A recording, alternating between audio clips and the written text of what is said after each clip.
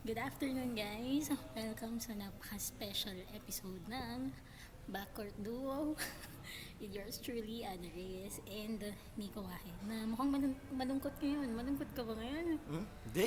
Wala. Hindi ako malungkot. Eh, Bakit ako? Ba't ako malulungkot? Ganda ng t-shirt mo. Pakita nga natin sa mga manonood yung t-shirt mo. Ah, Never say die. so may gusto ka bang sabihin? Gusto ko lang sabihin na maganda yung t-shirt ko. Na kahit namatay na kami kagabi, I'm still proud na sinuot ko ito ngayong araw. Dahil syempre, as always, we will never say die. But let's not take away the credit naman sa San Miguel Beermen. First of all, we just wanna congratulate Yes. San Miguel Beermen for winning the All-Filipino Cup PBA 2017 against Ginebra. Well-deserved naman. Yes, in some ways. Kapalapalakpak naman talaga. Palakpakan muna natin ang San Miguel Beermen. And I love you guys kasi you know naman how much of a huge SMB fan I am. So I'm just really happy and so proud of my team right now. I'm sorry to be insensitive of others' feelings, but kung Ginebra nanalo for sure, nagwawala ka ngayon. Pero SMB yung nanalo, so ako yung magwawala ngayon. But, syempre, hindi naman natin pwedeng i-take away yung mga ginawa ng Ginebra this conference. Syempre, beating Alaska, having a twice to beat disadvantage, diba, against Alaska is parang imposible already, nang matalo ang Alaska, and then a 7-game series against rejuvenated Star Hotshots, diba? Parang napakalaking napakalaking achievement na for Ginebra. And I think we overachieved this conference dahil dun sa na Hindi we didn't masyadong expect magandang we didn't expect elimination round na finish. mapupunta kami sa finals with that kind of lineup, na injury plug lineup ang Ginebra. But syempre sa finals pa rin kami. So I think we overachieved this conference. Kumbaga, dumaan talaga sa butas ng karayom. Hindi lang karayom, hindi ko alam, basta mas maliit sa karayom. Sinala masyado yung Ginebra just to get into the finals. And hats off to Coach Tim Con, his genius mind. Actually, parang nasa both ends of spectrum ang Ginebra and San Miguel Beermen because San Miguel Beermen really started this season strong with Yeah. only one Loss. defeat during the elimination round. Nahirapan sa talk and text, kamuntikan ng malaglag. Sana natalo na lang sa Toad. Ako talaga, I've always been afraid of talk and text. Takot talaga ako kapag yung SMB and talk and text yung magkalaban. Kahit Kasi- sino.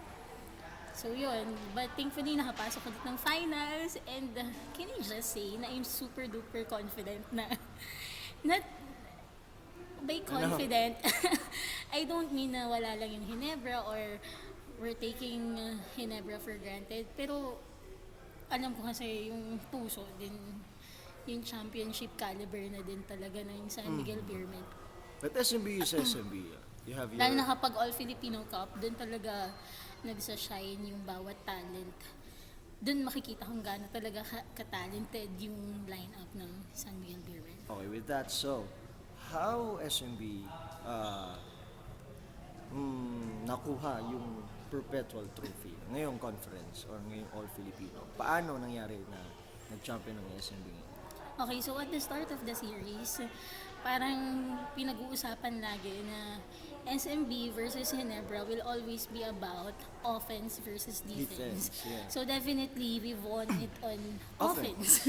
Because my guys were shooting incredibly. Yeah.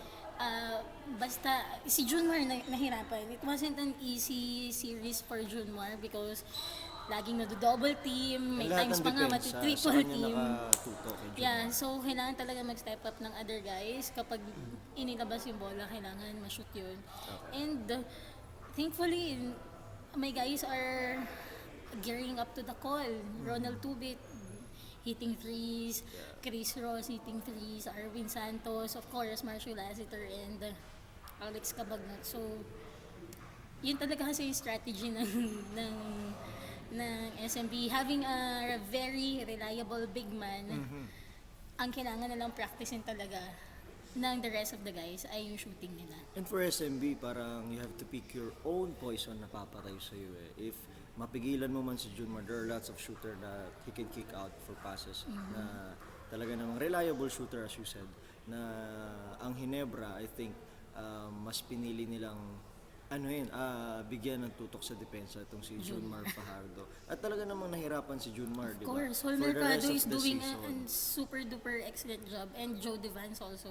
Yeah, as the primary defender ni Junmar, si Joe Devance, talaga naman Hinebra did a great job on Junmar Fajardo in this series. But other players step up, such as Chris Ross. Sabi nga ni Sol Mercado kagabi, na parang hindi nila binigyang focus tong si Chris Ross sa series na to. Parang ayun ang pinik nilang poison, na they want Chris Ross To shoot the lights out. Yes, no, parang To let them beat orchestrate, okay. Hinebra on his own. Parang, di ba, kung mapapansin mo, Game 4, I think sobrang inis na inis ako kay Sol kasi binibigyan niya ng room, ng space to shoot si Chris Ross. But Chris Ross, being Chris Ross, Yes, na- and being the finals Chris Ross, because Chris Yes. Ross is always stepping up his game when it comes to final series na. parang nangyari, Chris Ross beat Hinebra. But tulad nga sa speech ni Chris Ross, it's the little sacrifices everyone in the team is making na nagdala sa kanila into this very Perpetual trophy. perpetual trophy for San Miguel Beermen. So game 1, game 1 was a blowout game, right? Blowout game? No, it's not. Oh yeah, it's a blowout game. Oh, yeah. With SMB beating Hinebra by a large margin. By 26, I think 24. So what can you say about that? It's just that I think sobrang First pagod. game jinx? Sobrang, it's not the reason, but may pahinga naman kasi yung mga 2 to 3 days yata ang Hinebra. But they came from a 7-game series, grinding out 7-game series. Talaga, siguro napagod din ang Hinebra. Fatigue factor. But, syempre, hindi mo naman pwedeng reason yun. It's finals at talagang kailangan all out ka every single possession, di ba? But still, SMB is a beast this nung game 1. In game 2, happening at Lucena, where kala ko makakabawi ang Actually, Hinebra. it's supposed to be sweep eh. It's a sweep Actually, siguro eh, diba? masasabi talaga natin na SMB was more of in control of the series. Na though lumamang Hinebra by 26 in the second and third Yes, quarter. But SMB found a way that's the to second lessen game, the right? gap. That's the game. And it actually went to overtime. Diba? Kaya, ayun, talagang there's no safe lead sa SMB kapag kalaban mo sila. Kasi para sa Golden State Warriors of the PBA, parang lahat sila kasi they can shoot threes. Even Junmar can shoot threes if he wants. Diba? But for Hinebra, on game 2, I think actually ngayong finals, walang nakitang Hinebra defense gaano. Hindi naman sa walang Hinebra defense, but Nung on the elimination nanonood round, tayo ng game 3, sobrang kitang angat na angat yung on the defense. elimination round kasi Hinebra is number 1 in defense. Parang they limit their opponents by close to 80 points, I think. But during this finals, this series from game 1 to game 5, actually SMB scored 104 points on game 1. Game That's a lot 2, same. It went to overtime. Points to give your opponent. Game 3, same din, 100 plus. Game 4, doon ang pinakamababang output ng SMB, but still, they won it. Diba? Parang, ang ganda na ng depensa namin. Bakit hindi ko pa rin matalo-talo tong SMB na It's to? really frustrating. And on game 5, another good defense for a good defense for Hinebra, 90 points, 91 points. But still, San Miguel made some adjustments to counter Hinebra's defense. Also, huge props to Coach Leo kasi sobrang kabisado. Adamson? Yeah, go Adamson. Sobrang kabisado niya yung pieces niya. Like, matambakan man or may malaking lead man yung kalaban sa first half, paglabas nila ng dugout on the second half, they're a wild. rejuvenated team. Parang kayang-kaya na nila ulit labanan, kaya nilang umiscore in bunch. So, yeah. And Kaya talagang makahabol. And for game 5, actually nung game 5, in-expect ko na Hinebra will go all the way in game 5. Kaya lang, syempre. Anong ginawa ng maganda ng SMB to counter Ginebra's, I think, suffocating defense in Game 5. Mm, They had it eh. yeah, they started really strong. Ang magiging pinaka-problema lang ng SMB doon kapag lumaylay sila eh. Kasi syempre, kapag lamang ka, you have a tendency na bigyan mo lang maging relax. Pero every time na magra-run yung Hinebra, I remember that one time na fino ko si Jaworski. Yeah. And then parang Jaworski magic ba ang tawag doon? I don't know. Biglang Hinebra scored in bunch, back to back to back to back. But we cannot break the may 1 point sinasabi ka nga barrier. na parang 1 point barrier. Oo, 3 beses I think na nagkaroon ng 1 point na lang lamang ni SMB. Yes. But SMB, with all their guns and shooters, We were able beating Ginebra. to answer all the runs that you Pumikit ako, isa na lang lamang. Pumikit ako ulit, 10 na ulit. Hindi ba yun nga, parang ang bilis lang mabura na. And that frustrates Ginebra nung Game 5. Na parang, what is happening? Kasi they have very good defense against Junmar, they anticipated passes, lahat-lahat na parang, alam mong gagawin ng SMB eh, but on another blink, one time out, Coach Leo had it all, di ba? Na parang, alam ko na ang gagawin ko. For Coach Leo, huge props to Coach Leo. Basta ako, kahapon, I woke up really feeling good. Feeling great, and I called it championship day nga. Kasi for me, At ayun ang na-feel namin last time. sobrang taas talaga ng confidence, ng confidence level ng SMB to really release the balloons that night. Ang unfair, ba't ganun? Why? May balloons kayo, Last kami time wala wala kaming na. balloons. Confetti lang. May balloons na, may confetti. Ano ba yan? But yeah, it was a fun game. Pero nanonood tayo ng Game 3. Kasi iba pa din talaga kapag nanonood ka ng live and sa TV lang. So what are your experiences naman ng Game 3? Nung Game 3, what do you mean experiences? How does it feel to watch the game Live. right in front of you? Mm. Nakikita mo yung mga hindi nakukuha ng camera. You know, Yeah, especially technically. that, Kasi syempre, may mga angulo lang nakukunin yung camera. But kapag nandun, like yung mga tao, the wave, ewan ko kung na-capture yun ng camera, yung sobrang ilang paulit-ulit na wave na yun. And that's actually when Ginebra leads the game nung oras na yun. But, Ganun lang. sing bilis ng alon, Ganun nawawala nga. din ang lamang ng Ginebra. But watching live parang iba eh. Kasi parang mas mabilis ang laro pag watching live eh. Kasi wala kang nakikita kung hindi lang yung players in the court and the people. Walang commercial, walang commercial. hindi ka nakikinig sa mga commentator. Parang you're trying to analyze the game as you Ayun nga, see it. simbilis nga nung pagkalamang ng Ginebra yung pagkatalo nila ng game. At sobrang ingay mo nun. Ako bilang SMB fan, sobrang kinikilabutan talaga ako sa Ginebra fans. Actually, naawa ko para sa aming mga SMB fans kasi feeling ko nga we're being bullied. But at the end of the day, ko naman ang naawa sa amin. Oh. Yun nga, by the way, a new blog post is up. I wrote a very personal take on this championship won by the San Miguel Beermen. So yun nga, going up against Ginebra is never easy talaga. With the Feeling ko fans. kasi we can call our country Ginebra country. Di ba every time, have you read my blog? Yeah, Paano? kagabi. Okay. Di ba sabi mo, every time na may game yung Ginebra, you call it Ginebra Day. Yeah, it's Ginebra Day. So it's like you're owning, After Sunday, Ginebra Day. so parang nasa kalendaryo na, or basta you're claiming it. So ganun ka-die hard yung mga Ginebra fans. So how do you compete against it? Ako, actually, di na ako nakikipag-compete eh. Parang, sige, pag umi-score, sisigaw ako. Actually, being a Ginebra fan, kasi parang hindi naman iniisip na matatalo yung team namin. Eh.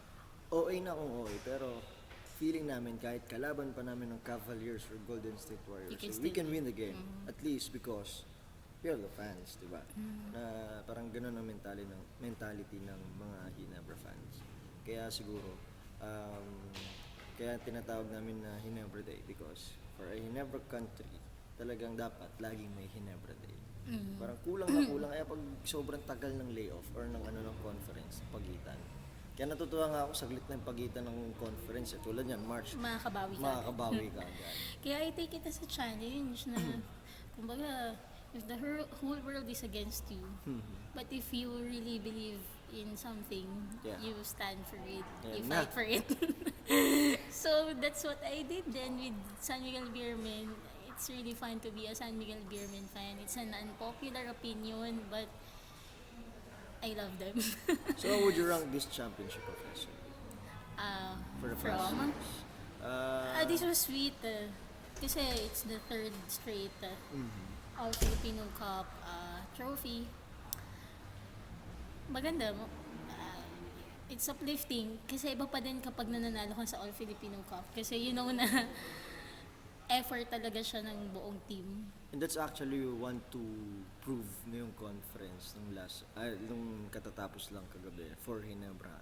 Because syempre, coming from a Governor's Cup championship, syempre May sasabihin import. nila na asa ka na naman sa import ang Ginebra. But the way we play this conference, especially on the playoffs, we think hindi naman kami siguro asa sa import. Asa sa coach siguro. Pero asa sa import, no. Because we have the pieces, but kulang-kulang. Pero syempre, we use what we have today. Ayun ang nangyari. Parang, yun lang. And ang layo na rin na narating ng Ginebra. From the very Our own Ginebra novela. from the very emotional na face of Ginebra, nagsisisihan na lahat, you know. Papalit-palit ng coaches. But when Coach Tim came, they have all these directions na up Iba until rin, the Governor's iba rin Cup. talaga yung nagagawa ng perfect coach for For a a perfect certain team.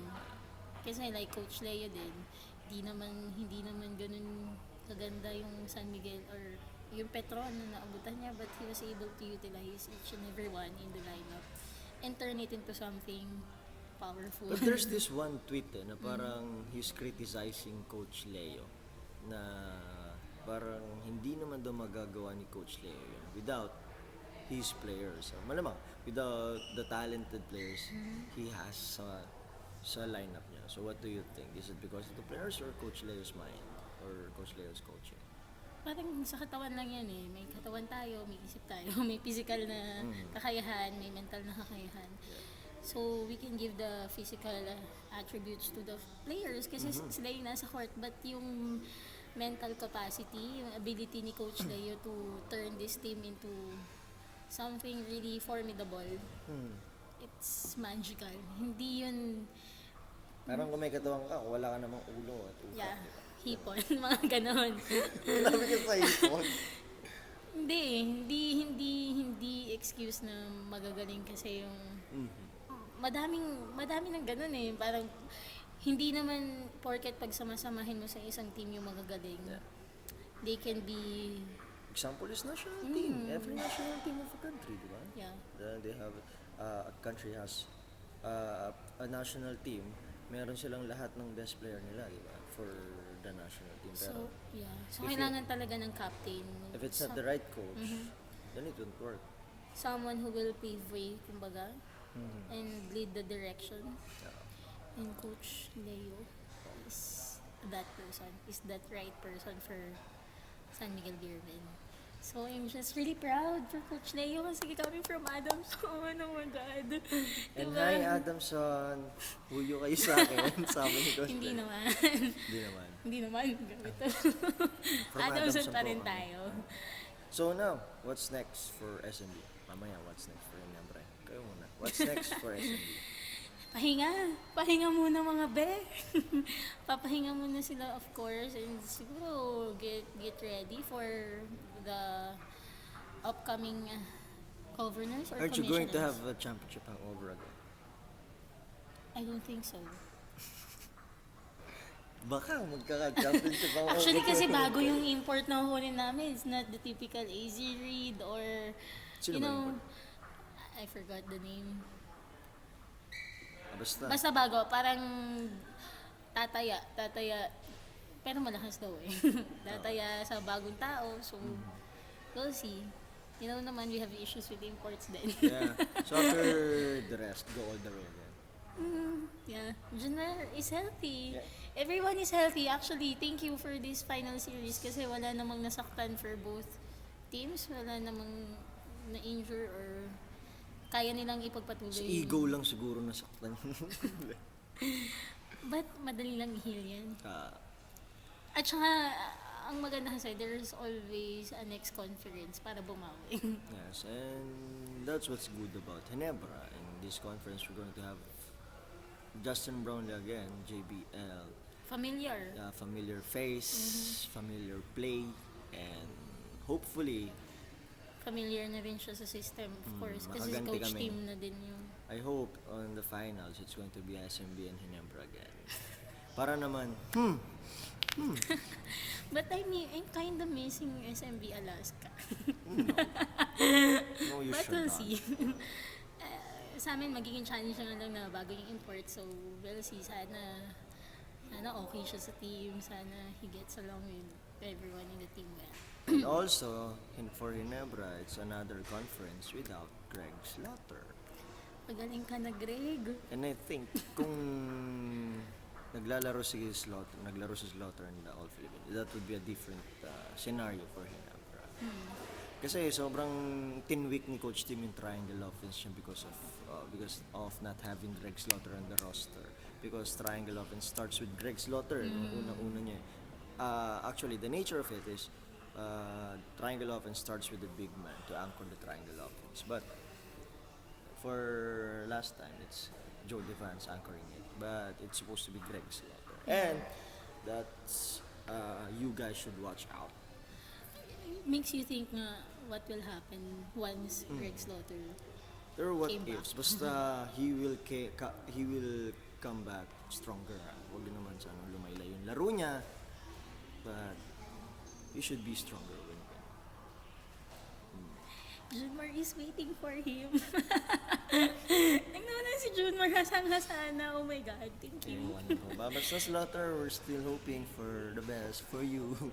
Magaling ka. And he Greg. never knows, never say that. Ako walang t-shirt. But Kasi- in my heart, I scream. Ang tinitibok nito ay San Miguel Beerman. And please check out my blog post about... And also our blog post. Yeah. Hindi ko lang pinost sa blog post namin dalawa kasi it's Yeah, very... paano? It's very it's personal. very personal, so I posted it on my personal blog. You can check it out at Of Hoops and Dreams.